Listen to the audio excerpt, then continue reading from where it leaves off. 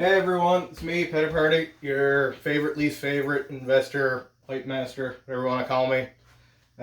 Today we're going to go over a couple of things, but mainly we're going to be talking about the issue of rarity versus scarcity and everything that comes along with it. So basically what I want to talk about is something that some people don't seem to understand the difference between, which is you have a rare card that might be very rare. So you're talking your, say, secret rares. You know, you're only going to get one in every, 30 odd or 40 packs of your original boxes. You know, that seems like, oh, yeah, that's pretty darn rare.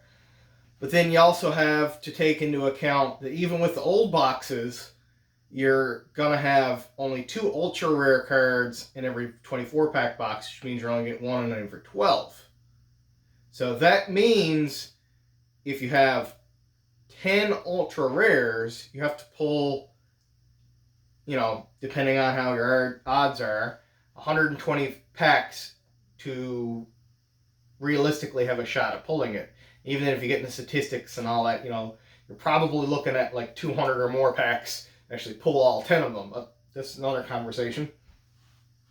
So even then, that seems like a lot of packs. You're looking at, say, a case of boxes to pull one specific card. But what people don't seem to understand is even with the older boxes, that shit could have been printed into oblivion. You look at a box like Magic Ruler when it was at the peak of Yu-Gi-Oh popularity, or Feral Servant. Those were printed until the printers wore out and ceased to function until they could get something else out. So when you're talking about sets like that, yeah, it might be very hard to find them nowadays in, say, PSA 10 copy quality, but it doesn't mean that there aren't a whole lot of them. When you compare it to something like Shonen Jump prize card, like Cyberstein, there's only about 130 copies made. Crush card, you're only looking at, say, 50 copies made.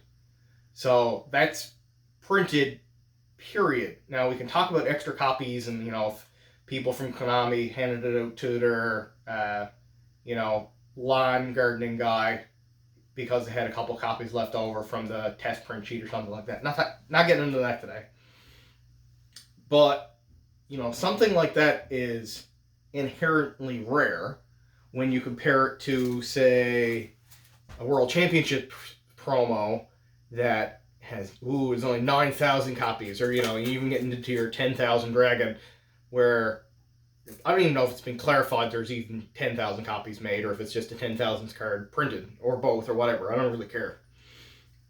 So you have cards like this that seem like they're extremely rare and scarce, but in reality there are thousands of them. And you have something like this that is legitimately rare because there's only 130 printed, period. And especially if you compare it to some of the older set cards where there's thousands and tens of thousands, maybe even hundreds of thousands of copies floating around, the math doesn't really add up when you're talking price point. So, to give you an example, that Cyberstein card I bought in February cost me about $4,000. Today, you can buy a PSA 10,000 Dragon for about the same price. Now, Cyberstein's gone up a hell of a lot since I bought it, so it's, it is what it is. But when you're comparing something like that is brand new, hasn't been tested in the market long term, and Cyberstein, which has been around, 15, 16 years now? The math doesn't really add up when you're talking what the price is currently versus what the price should be. And I can pretty well guarantee you that 10,000 Dragon is going to keep going up in price, just because of the trajectory of it. So it might keep going up and level off for a bit and then spike up again within the next year or so. But the fact remains that the price of that card is the price of, say, another Shonen Jump prize card like Dark Hand Dragon. yeah, there might have been a pile of Dark End Dragon cards, still probably only like 100, 150 copies, compared to 10,000 Dragon, which has, say, 10,000 copies. And yet Dark End Dragon is cheaper to buy than 10,000 Dragon. So, doesn't really make a whole lot of big math sense to me. So, just wanted to go over that because a lot of people don't seem to understand that. And especially like when you're talking Pokemon. What can I give you an example of? Say gold stars. You know, you're only going to get one gold star every 2 boxes. Woohoo. You know, super hard to pull, even harder to grade. A lot of the pop reports on them for PSA 10 copies are, you know, well less than 100 copies. You know, you're looking at 40, 50 copies for most of the gold stars. Yeah, that's not a lot. You look at Illustrator, there's one PSA 10 copy. There's only like 39 cards originally printed and however many extras floating around since. So, Illustrator now, in a 9, is a $250,000 card. PSA 10 Gold Star Rayquaza, 20, 25,000? Say 25,000 for sake of argument. So, and that's in a 10. That's not even in a 9. So, when you're comparing something that is inherently rare and scarce, you have to take into account not just the population report, but how many copies of the card were physically made, okay?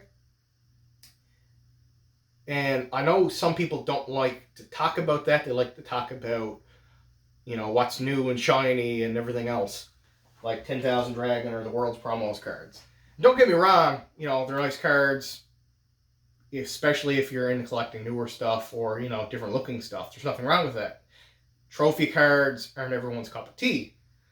But when you're talking from a pure, like, investment standpoint, or, you know, like hoping that your value that you have in your collection is going to go up and go up as much as humanly possible, and, you know, you're not going to lose your shirt if you run into financial difficulties down the road, if, say, there's a death in the family or you get laid off from your job or something like that, I can guarantee you in the next few years, when, you know, Yu-Gi-Oh! Catches up to Pokemon and some of the other hobbies, something like a Crush Card Virus is going to be a hell of a lot easier to sell and going to appreciate a hell of a lot more in value than something like 10,000 Dragon.